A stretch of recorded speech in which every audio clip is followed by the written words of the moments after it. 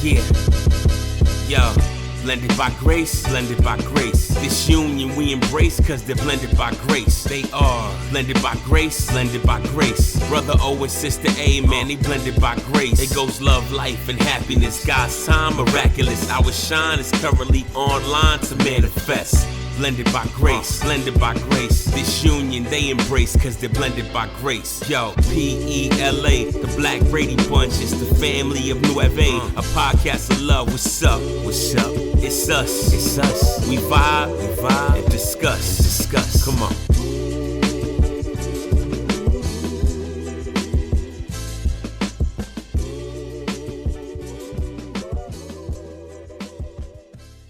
Yo. Welcome to Blended by Grace. I'm Amallia. What's going on, everybody? I'm Ozzy.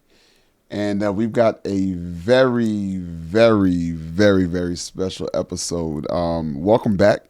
You know, we just finished recording of All About Me. And now we get the luxury of going in about my queen.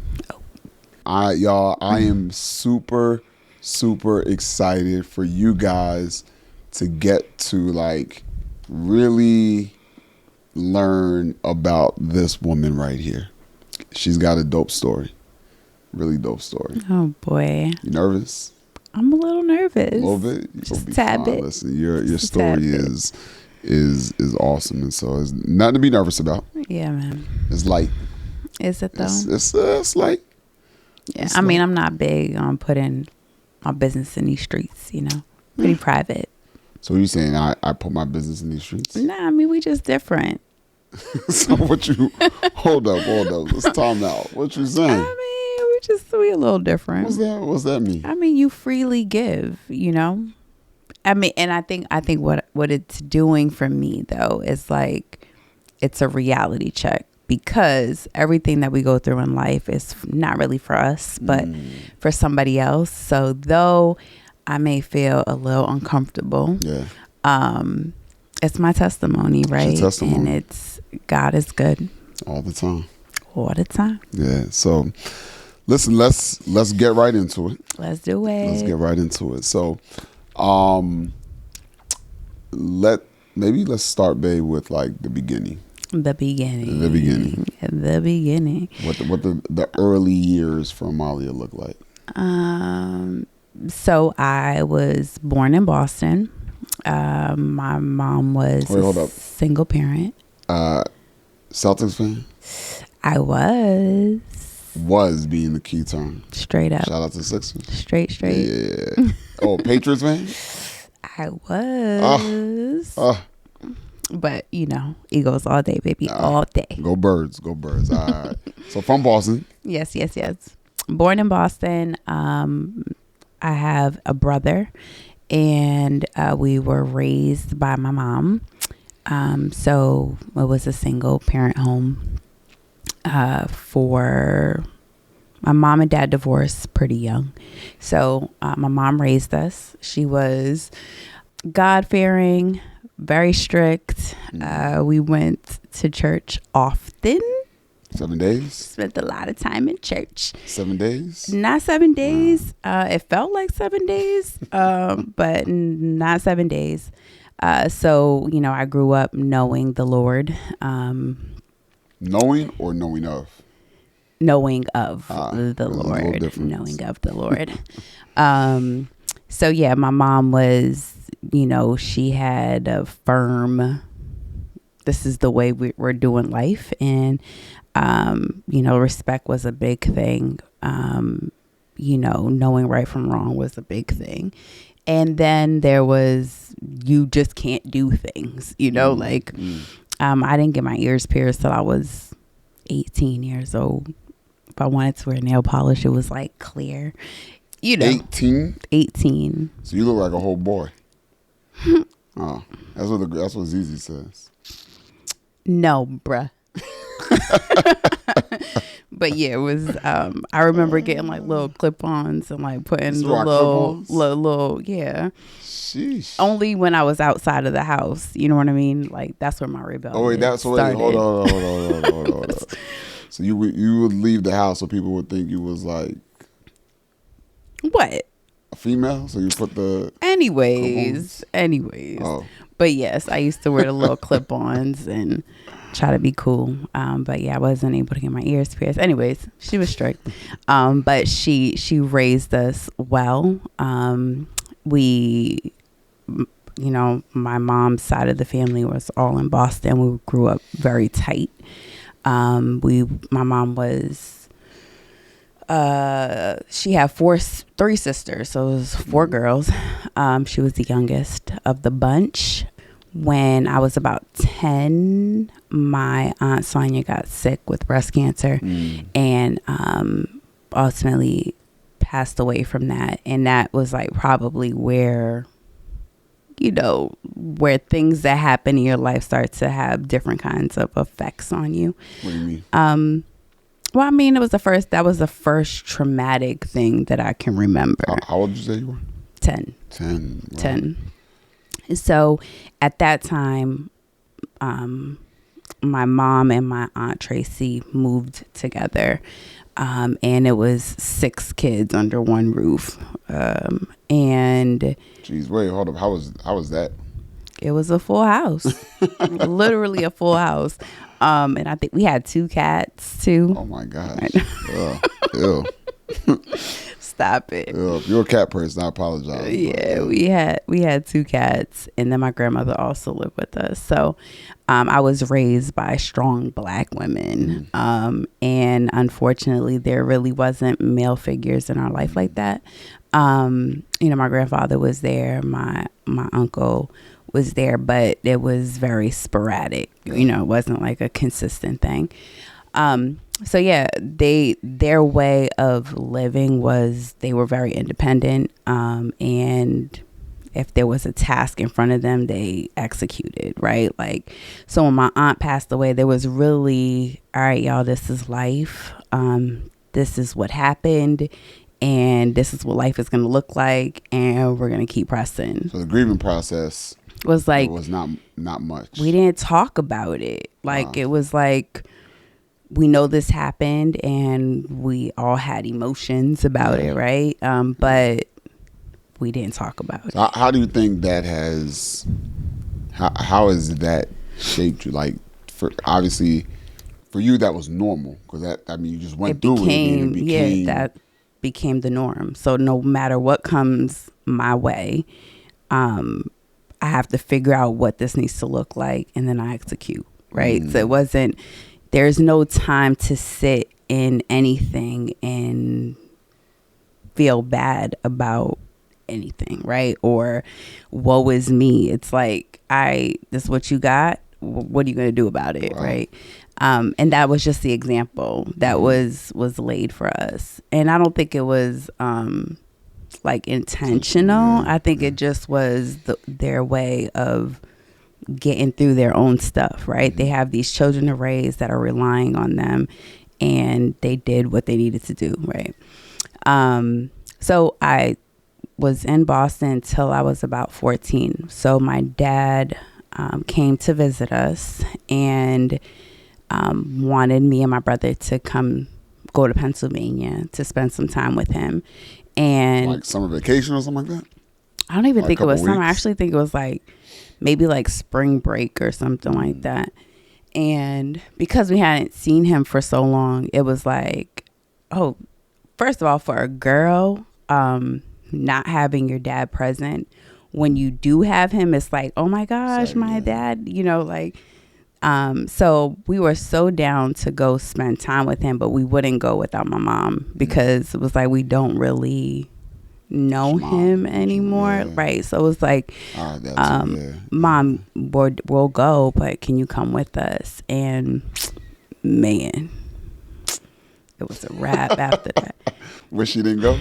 I mean, no. Well, no, she went with us, but it was just supposed to be a trip. You know what I mean? Like just a quick 1-2, and then we go back home.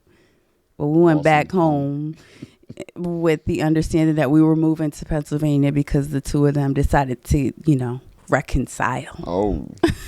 So we ended up moving to Pennsylvania when I was 14. Jeez, so wait, what did that feel like? Because it had to be a vibe being with, you know, your 4 other cousins. It was life. Yeah.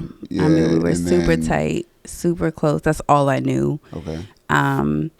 And to be taken away from what you're used to it stank. It was just, it wasn't good. I became depressed and rebellious in a way. I'm just trying to figure out life, right? I'm 14 years old. I'm a female, and how did your mom, like, was it easy for her to come to, like, obviously she reconciled with her dad, or reconciled with your dad, so she was good, but like to leave also, I imagine, I mean, all y'all knew was Boston. She was from Boston, right? Correct. She grew up in Boston. Correct. And so to pick up and leave, was it a quick decision, like she was out there, or was it something that she was already thinking about, like? You know, when you want to raise your children a certain way, and you have someone else in the home, or, you know, just a house full of people, right? And I think she was struggling with control, like making sure all the things that she was trying to instill in me and my brother was evident. You know, I think when she started to struggle with that, not sure if she had control, or I think she was probably ready to get control of her home again. So I think it made it a little easier. You know what I'm saying? I don't think she was out to leave Boston, but I think this presented itself, and they, you know, time had passed since they divorced, and they were able to reconnect. So, you know, God's plan. So we ended up moving, and you know, still struggling with trust with my dad, you know what I'm saying? And so my mom was still the go-to, right? Everything was mom, which probably was a struggle for him too, like being the man of the house, and, you know, I'm sure. But in all of that, my mom again was very strict. And in my own kind of ways, I became rebellious. A lot of times it was like, no, you can't do X, Y, and Z, but never really an explanation. There was no deep convos about just life and what life would look like.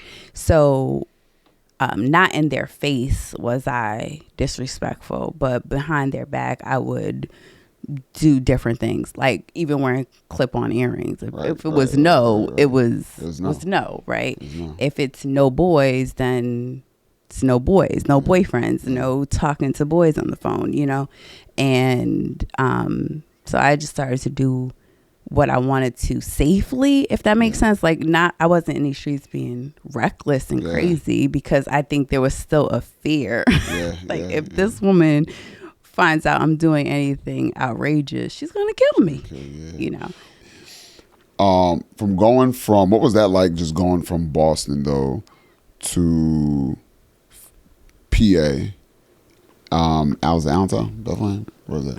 Allentown. What was it like going from that change?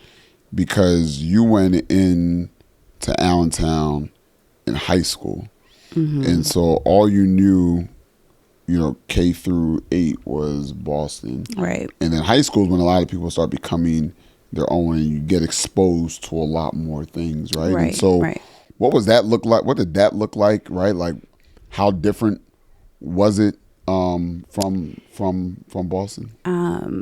So one, I felt very lonely, right? Like, so I had nobody. It was just me and my brother. So coming into a new space, having to make new friends, people that, you know, I didn't grow up with, I didn't go to school with them in elementary school and middle school, right? So there was nothing. It was just this blank canvas, and I'm supposed to figure it out. So I think it was definitely lonely. And then I just happened to be, and you know, you're in high school, you start to get exposed to different things. And for whatever reason, it seemed like the common thing where I was at was like teenage pregnancy. And not saying that it was like, oh, yep, I'm on this mission to become a teenage mom, you know, but it was the norm, right? Like it wasn't, I was shocked when I first seen it, but then it just was like, everybody's pregnant, you know? And I think in that, you can always think like the grass is greener on the other side. When you're feeling lonely, when you're feeling rejection in certain kind of ways, when you're feeling not confident, I think you start to do things or consider things that, you know, you probably wouldn't if you were fulfilled in other areas. So yeah, I got a boyfriend, 16 years old, and I ended up getting pregnant. And that was, I think I was more scared to tell my mom than anything else. Like, she's going to kill me. And she didn't. No? She did not kill me. I was actually extremely surprised by her response. And I think that was probably the first time I experienced grace. God's grace, because and my mom was always, though very strict, very calm. Like, she never really like reacted in emotion like that, right? She was always calm. But when she was upset, you knew she was upset. I mean, all she had to do was look at you and you're like, okay, yep, she stopped playing, right? But I ended up telling her not only that I'm pregnant, but, you know, Mom, I'm having sex at the age of 16 years old. And her response was simply, okay, what do you want to do? You know, and I think she was probably one in shock. Wait, what in the world? But I think through it all, I think the one thing that I never wanted to do was disappoint her, right? You did, She worked so hard in raising us. So the thought was, did she ever make you feel like you disappointed her? Never. That's awesome. But did you feel... I mean, it was a thought. Initially, you had that thought. A thought of, dang, I'm going to disappoint her. And she always showed up. Like, that's awesome. She never made me feel less than. How did y'all's relationship change after that point? She was my rider, like my right hand. Got closer. So, did you see her differently afterwards? No. Okay. Because she was a great mom.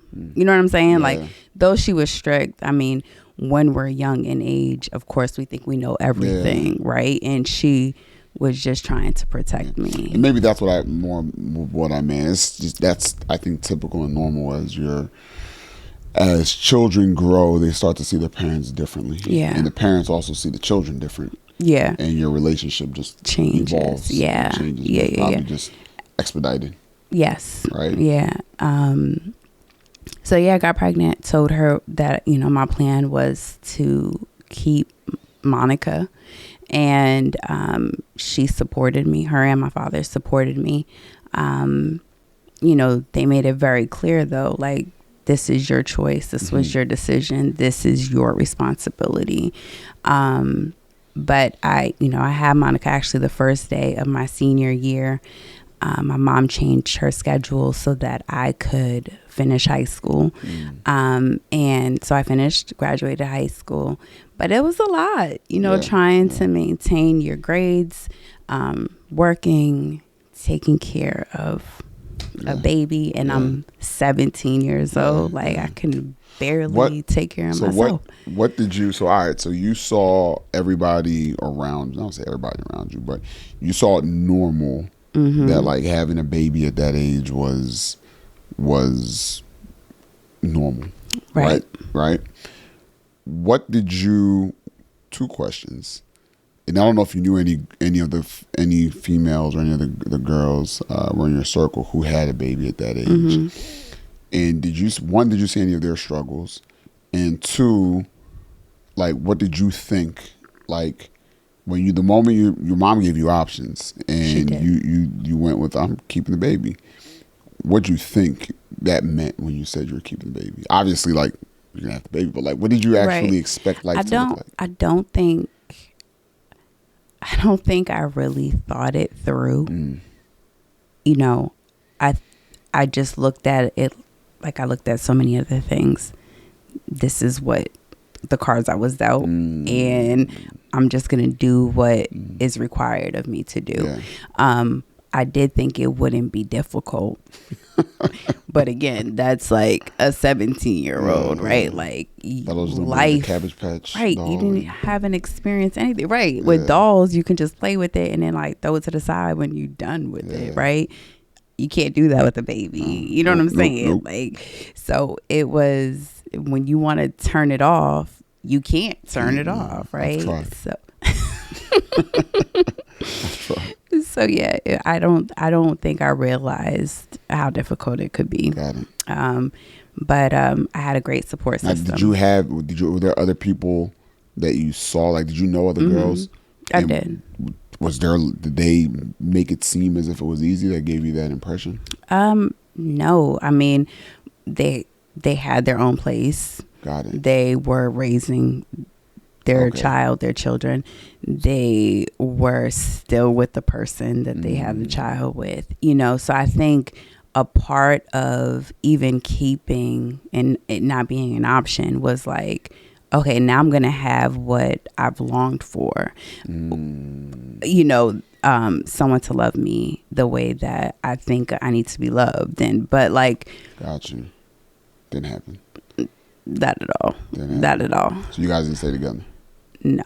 Got it. Tried it, but we're kids, right? Yeah. Like, we were kids, we were young. I don't think that of course it was not planned. I don't think we thought it through, right? It just was, it wasn't it. Got it. So I lived with my parents. I unfortunately couldn't go to a 4-year college, like everybody else around me, right? My cousins were on their way to college, enjoying life, and I had to grow up. So I did go to business school, and I got an associate's in legal administration. Nice. And then I was employed with the job that I'm currently at. But I think you gotta like celebrate though, right? Like, to give your flowers, right? To finish high school,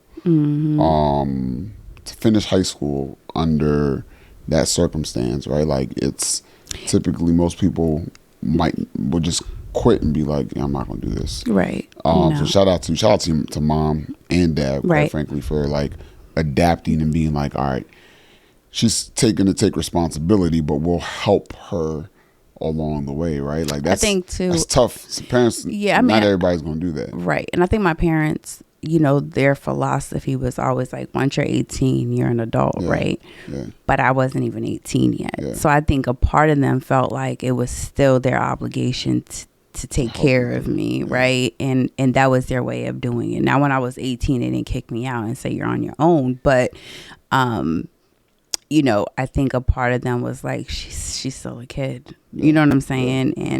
And I'm thankful. I'm thankful for their support through the process. Even going through business school, right? Like, I think I did. Having that desire, and whether it was business school, whether it was whatever it was, to just say like, all right, I'm gonna continue to do this. Like, you had a clear plan, clear vision that you saw a way to provide, right? And so at that point now, you're 18, 19, I'm assuming, finishing business school. Yep. And so got my first job at 20. Okay. My first real job at 20. And then at that point, I moved out into my own place. Got it. And at that time, I was just getting into a relationship. And that relationship with Joe, I was in for 15 years. Okay. And we had 2 children, Jonathan and Ariana. So how old when Ari's younger than John? So I guess how old when you? So 4 years after having Monica, I had Jonathan, and then 2 years after Jonathan, I 20 had and 21 and I'm tripping. I can't do math. 4 years after Monica, you had John? I did. So 21 and 23. Got you. Yep. Okay. Yep. So, 3 kids, in a relationship where I wasn't married. We were just doing life. And that was also the norm. Hold on. Before we jump into to that. So 23, 3 kids. What was life like? Right. So 23, you're working now. You're in a relationship. You've got what you desired. Right, like I have it a sounded family. like you Right. that was a desire, right? And so you've got that. What did life look like at 23? And talk to me about, I guess even before I go there, actually, I don't even know if I ever asked you this, but what did 15-year-old, 14-year-old, 13-year-old Amallia, what did she think? Because you were forced to like adapt to life. Right. What did you see? Like, you're 23 now, and is that the life that you thought you saw for yourself? Are there aspects of it you're like, yeah, this is what I wanted? Like, just talk to me about like what you thought versus what you were in when you were 23. So if I'm honest with you, I don't think I've ever really thought about, I didn't have no 5-year plan, no 10-year plan or anything like that. I think for me, I was just living, unfortunately, just living. Gotcha. So whatever came. And at this point, it was like my one and only goal was raising my kids to be good. But at an earlier age, is that there was just never a thought of family or... I think every girl's, as when you're young, is like, oh, I would love to get married. I would love to have children. You know what I'm saying? I think that is most girls' thoughts. I mean, even our 4-year-old is walking around talking about, I can't wait to get married. And we're like, what in the world? So I think that's always a desire. But like, life happened for me so quickly, Gotcha. So right? at that point, like, you were just in the hustle and bustle of So at 23 life. now, you're there. What did that look like? And just talk to me about what that looked like, and just what life looked like through, that period of time. In relationships. I mean, I think life wasn't always easy. We did the best that we could. I think our goal at the time was to make sure that our kids never went without, and so they were our priority. I think when you're in that type of situation, though, life can be difficult because we're not living in the order in which God created, right? So when we were going to church, we were serving in church, but we were fornicating. Like, we were living a life as a married couple, but we're not married. You know what I'm saying? And in that, there comes some struggles because, you want to do the right thing, yet, and you're reading all these things in the Bible about an abundant life and, in this peace that's given to you. But yet we're living a disobedient life, right? Yeah. So I couldn't experience all the blessings that God truly had for me. He kept me. He provided for me. He never left me, right? But it wasn't an abundant life, right? So there comes a time where you're just like, all right, Lord, I'm reading your word, and your word is telling me this, but I'm not experiencing that. And then that's when it came to the point in my life where it was like, there has to be more to life than this. So, fast forward, it got to the point where I was like, I was seeking God hard. Like, Lord God, I need you. I want to be where you want me to be. I want to live for you. And then things are being revealed. This isn't what I have for you, right? And though very difficult, because this whole time I want to do what is best for my children, right? And a 2-parent home, I feel, is the best thing for them. But if you're not living right, is it really the best thing for them? You know what I'm saying? So, me and Joe talked about it, and I felt the best thing to do was to leave. So in 2019, me and my kids left, and yeah, life then changed. Life changed for me. God was priority, and in that, in making him my priority, everything just started to fall in place for me. There was a peace that I couldn't explain. There was an abundant life, where the struggles didn't seem heavy. You know what I'm saying? Like, he always provided. We did not go without. And he kept us, and I'm forever thankful. But that's life. Right? I think sometimes we have to go through, we make decisions, we make choices, and in that, you either learn or you don't. So in that, what was there one thing that, like, was there a moment, right, that brought you to this realization? Like, was there like one thing in particular that it was like, was there an encounter with the Lord? Was there something that you remember that it was like, all right, okay, God, I hear you? Life was just really hard for me. Gotcha. It was really hard for me. And then I think as you're reading the word, there's revelation, right? There is a desire that he places in you where you just want more, right? And as you seek more, as you go deeper, and the things are revealed to you, it's hard. Your appetite changes, right? The things that was once okay is no longer okay, right? So I wanted so many things that I just could not obtain here, right? So I got a question. Yeah. In the church that you went to, did anyone ever like talk to you guys or call that out and advise? And yes. And they gave you guys, counsel and so forth. Okay, good. Absolutely. Good. They did. And it was more so, I think, I'm very private. So there was only so much that people really knew.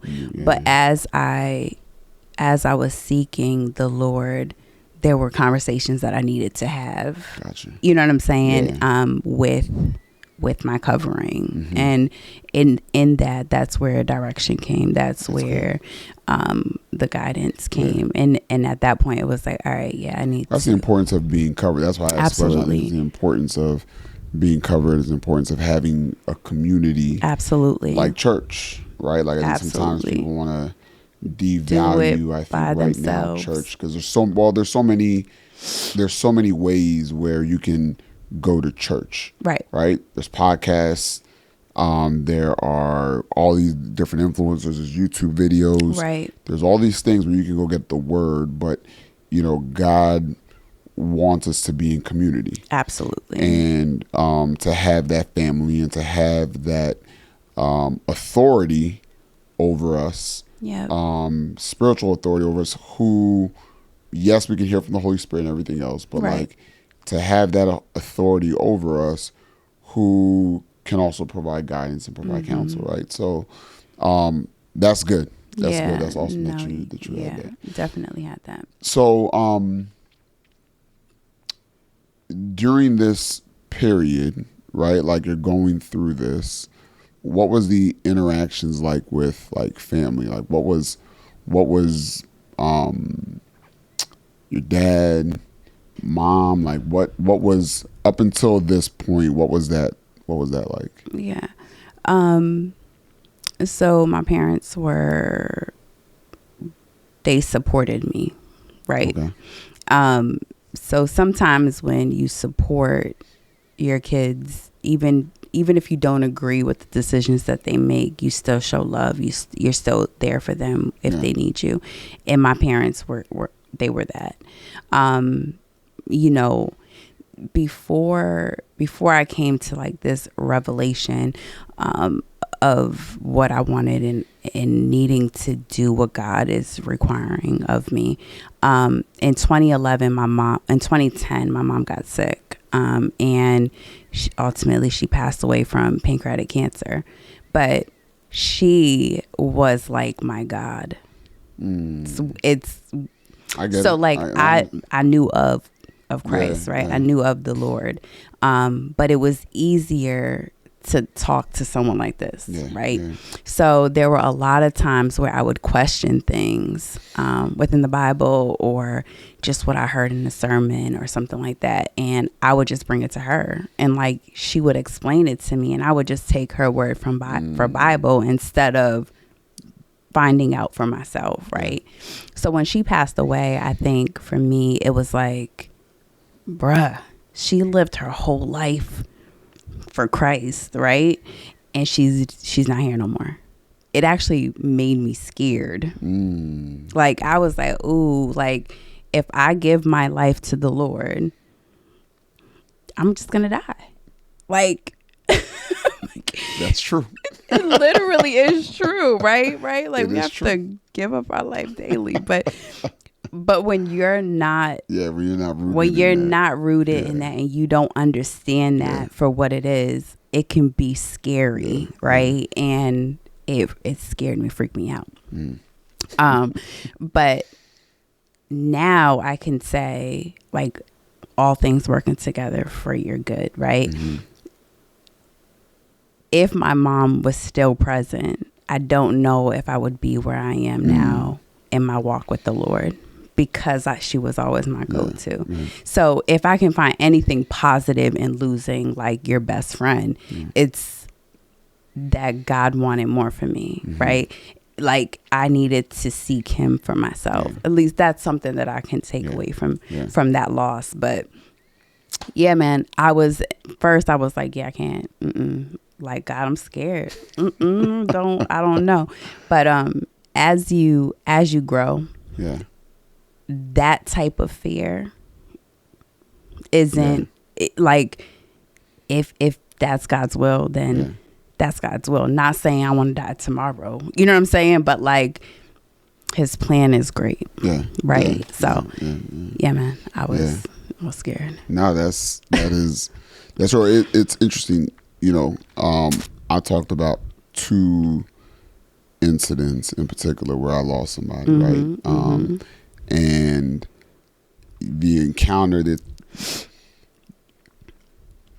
I think in your situation as well, we've seen God like, and in both for me, and I pray there's not a third, but like in both for me, I know there was a move and a step change in my walk. And it sounds like similarly, it was just a step change, scary, but a step change nonetheless. So I get it. I mean, it's all about perspective, right? Like you can either believe that to be true, right? Like you can believe like, all right, there's something here to learn from, right? Or you can stay stuck in a place and then miss everything, it, you know? So, man. And my dad, you know, even though he wasn't there growing up, you know, prior to me being 14 years old, he has been there every step of the way since. And I'm thankful for him. And, you know, he remarried after my mom passed away. And I'm actually very thankful for my mom number 2. You know, she is, you know, God placed her in my life exactly when I needed her, you know, so shout out to my parents. No, shout out to mom and dad. You know the parents. Irony, and there's a lot of irony in our stories. But your dad lost his wife. Yep. Right? And I know that's something he and I connected on early when we talked. And then Jen's dad also, you know, he's lost his spouse. Yeah. And so it's how God just puts people in places for you in times of needs, man, is yeah. He's good, man. Father, he's so good. Man. He's so a good. Father. He's so good. He never misses. Being able to embrace those things though is it makes all the difference. You know, and you can miss it and you cannot, you know, you can totally disregard it for something other than, but like he's a good Father. He's really so good. And so if good. If the scales are removed from our eyes, we'll see it. So let me ask a question. What would, you know, more mature Amallia right now say to the 14-year-old girl who was moving from Boston to Philly or to PA? What would this Amallia say to that Amallia? Be patient. I don't know. Don't be in such a rush to grow up. You know, I think any adult would say to their younger self, like, I want to say any, I would say most. Our parents are really just trying to protect us, right? Like, we swear we know it all, and we don't. Like, life will put you on your behind, and then the road to wherever God is trying to take you becomes so much harder, right? Like, when we try to do things in our own power. So I think I would say, enjoy these years. You know, there's always time for family, children, you know, but right now just live. Just live, enjoy this life. Yeah, no, that's good. You know, I often tell that, I mean, even to our kids, it's so important. Absolutely. To tell them, right? Like you always say, be present. Be present in the moment. Enjoy, right? You're 13, enjoy 13. Yep. Right? Because it's going to come and go. Gone. And then so quick. enjoy 14. And you're going to have responsibilities. And responsibilities is trash. Yeah, straight up. Adulting is trash. Yeah, man. But no, it's dope. Listen, on that, we're going to pivot and we're going to go to our grace moment. And your grace moment comes in Matthew. And it's funny, when we first met on the dating app, when you claimed that I so-called he was stalking you, which was not the case. This verse stuck out, actually, was one of the reasons why I think I hearted your page or whatever it was. Because of the verse? That was the verse. It was the verse. And so it's Matthew chapter 6. Yeah, Matthew chapter 6, verse 33. One of my favorites as well. It says, "But seek first his kingdom and his righteousness." Sometimes we forget that part. Straight. And all these things will be given to you as well. Why does this verse resonate and kind of sum up your life, your story? I would say, you know, growing up, I was looking for something that I didn't have, right? Or I felt I was missing.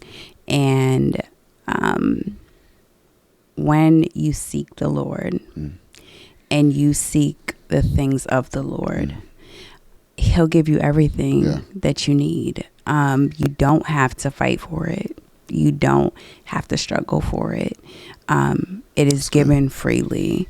And I think I had to go through life to realize everything that I desire, he can give to me. I don't have to go here and there for those things. So I don't have to work extremely hard for the things that God has for me. So if I can just find peace and settle in that and knowing if I seek him and I seek his righteousness, he will give me everything that I need. His plan for my life is greater than anything that I could ever imagine. And I find peace in that. Yeah. So that is why that verse means a lot. That's good. That's good. That's good. That's good. Yep. Well, listen, I appreciate you. No, thank you. I appreciate you. You know, I think, as I said, your story is your story, and your story is God's testimony. And you are a testament to him. Your courage, one to share, but I think just the courage that you had to do just that. As you sought him, you stayed true to what he wanted for you, and you walked. You walked accordingly, right? And so I think, you know, even to be that for your kids, right, I think is something that they will, who had a front row seat through it all, right, will forever be grateful to you. Like, I don't even think you realize how much of a blessing your walk is going to be for their lives, right? Like the seeds that your obedience is going to be is a seed that you're depositing into them, into their kids, into their kids, right? And so, no, listen, it's again, you are appreciated. I love you. Thank you, babe. And I thank you for your obedience with the Lord. Thank you. And so, with that, wraps up the session. Now, it wasn't that bad. Probably missed a couple questions after. I think I probably could have gave a little bit more, but I think I gave enough.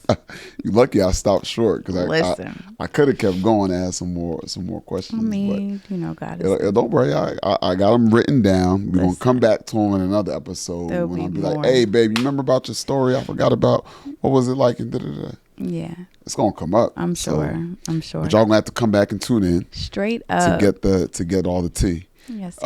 We appreciate y'all. Yeah, straight up, we do appreciate you guys. Love y'all, and we'll connect soon. All right. Peace. Take care. Family of New Ave, a podcast of love. What's up? It's us. We vibe and discuss. Come on.